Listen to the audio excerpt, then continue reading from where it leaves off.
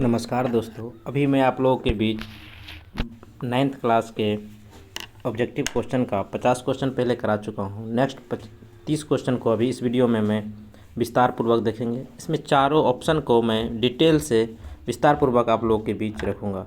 सबसे पहले 51 number question में पंचायती राज संस्थाओं में महिलाओं को 50% आरक्षण देने वाला प्रथम राज्य कौन है? तो पंचायती राज में महिलाओं को 50% आरक्षण देने वाला पहला राज्य बिहार है।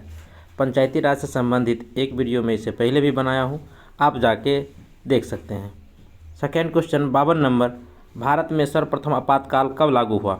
भारत में सर्वप्रथम आपातकाल 1962 ईस्वी में लागू हुआ था, जब भारत और चाइना के बीच में युद्ध चल रहा था। द्वितीय बार आपातकाल, राष्ट्रीय आपातकाल 1971 में लगा था, जब भारत और पाकिस्तान के बीच में युद्ध चल रहा था। तृतीय बार आपातकाल 1975 ईस्वी में लागू हुआ था।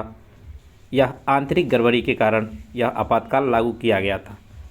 क्वेश्चन नंबर 53, भारत में किस राज्य में विधानमंडल दो सदनीय है? यानी कि जहां विधानमंडल में विधानसभा और विधान परिषद भी है। तो इसमें ऑप्शन के आधार पर महाराष्ट्र में विधानमंडल 2 सदनीय है। भारत के कुल मिला के 6 राज्यों में 2 सदनीय विधानमंडल है, जिसमें सबसे पहले यूपी, जिसमें 100 विधान परिषद सीट है, और दूसरे स्थान पर महाराष्ट्र, जिसमें 78 विधान परिषद सीट है। बिहार में 75 और कर्नाटक में 75, आंध्र प्रदेश में 58 और तेलंगाना में 40। कुल मिला के 6 राज्य ऐसे हैं जहां 2 सदनीय विधानमंडल है।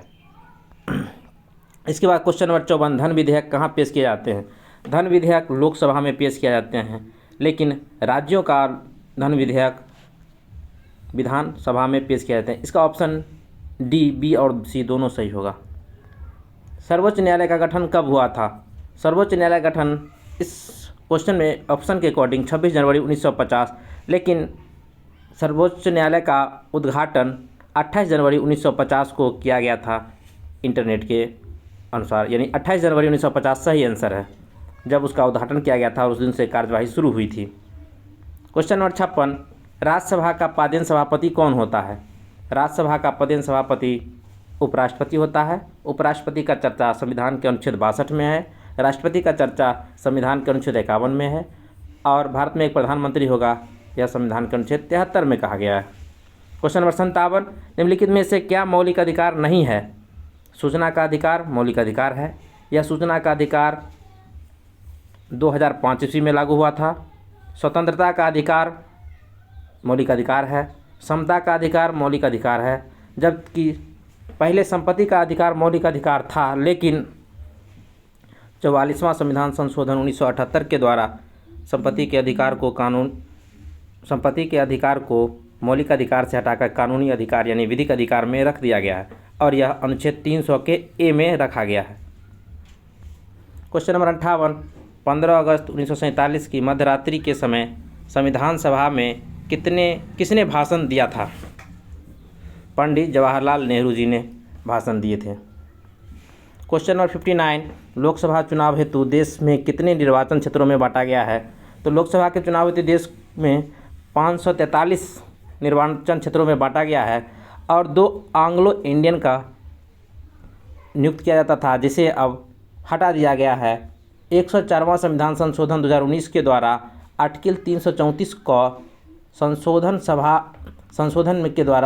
किया गया, जिसमें लोकसभा और राज्य के विधानसभाओं में अनुसूचित जाति और अनुसूचित जनजातियों के लिए आरक्षण संबंधी प्रावधान को पुनः अगले 10 वर्षों के लिए बढ़ाते हुए इसे 25 जनवरी 2030 तक के लिए प्रभावी बना दिया गया। लेकिन वहीं 104वां संविधान संशोधन 2019 द्वारा लोकसभाओं एवं राज्यसभा में आंग्ल भारतीयों के लिए सीटों का आरक्षण को समाप्त कर दिया गया।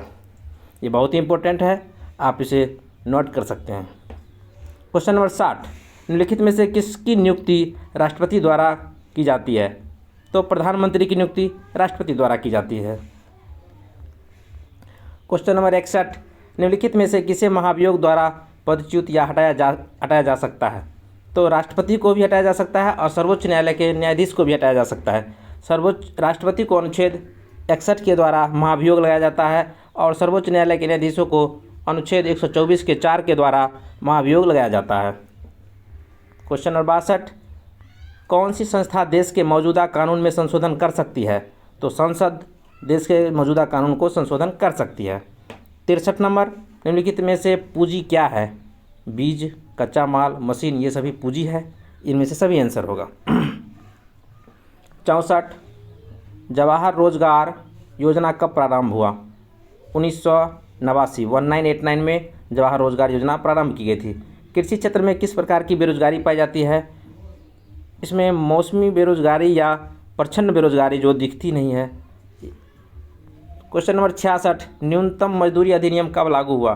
न्यूनतम मजदूरी अधिनियम 1948 ईस्वी में लागू हुआ था। 67 नंबर, निम्नलिखित में से किसका परिश्रमिक ब्याज है? पूंजी। क्वेश्चन नंबर 68, उपयोगिता का सृजन करना क्या कहलाता है? उपभोग। निम्नलिखित में से क्या मानवीय पूंजी निर्माण का स्रोत है? शिक्षा। तीसरी दुनिया किसे कहते हैं? अल्प विकसित देश या विकासशील देश को हम तीसरी दुनिया का देश कहते हैं। निम्नलिखित में से किस बेरोजगारी में श्रमिक की सीमांत उपयोगिता शून्य होती है? छिपी बेरोजगारी यानी प्रच्छन्न बेरोजगारी में बेरोजगारों की श्रमिक सीमांत उपयोगिता शून्य होती है। भारत में हरित क्रांति लाने का श्रेय किसे दिया जाता है? प्रोफेसर स्वामीनाथन को। इन्हें 2024 में भारत रत्न से सम्मानित किया गया है। श्वेत क्रांति के जनक वर्गीज कुरियन है और मोरारजी देसाई। चलिए आगे 73 नंबर, बफर स्टॉक हेतु सरकार किस कीमत पर अनाज खरीदती है? न्यूनतम समर्थित कीमत पर अनाज खरीदती है। निम्न में से कौन शीतकालीन फसल है? रबी फसल शीतकालीन फसल है, जबकि खरीफ और जायद गर्मी महीना में होता है। बफर स्टॉक कौन बनाता है? भारतीय खाद्य निगम FCI, food corporation of India. 100 दिनों के रोजगार की गारंटी किस योजना के तहत दी जाती है? मनरेगा। मनरेगा जिसका शुरुआत 2 अक्टूबर 2009 ईस्वी को हुआ था। पहले यह नरेगा के नाम से जाना जाता था। अधिनियम पहली बार PV नरसिम्हा राव जी के द्वारा 1991 में प्रस्तावित किया गया था, लेकिन 2006 में लागू किया गया। निम्नलिखित में से क्या उत्पादन का सक्रिय साधन है? श्रम। 78 नंबर क्वेश्चन, देश का आर्थिक समस्या क्या है? गरीबी और बेरोजगारी देश की आर्थिक समस्या है। अंत्योदय अन्न योजना की शुरुआत कब हुआ? अंत्योदय अन्न योजना की शुरुआत 25 दिसंबर 2000 ईस्वी को अंत्योदय अन्न योजना की शुरुआत हुई। निम्नलिखित में से क्या खरीफ फसल है?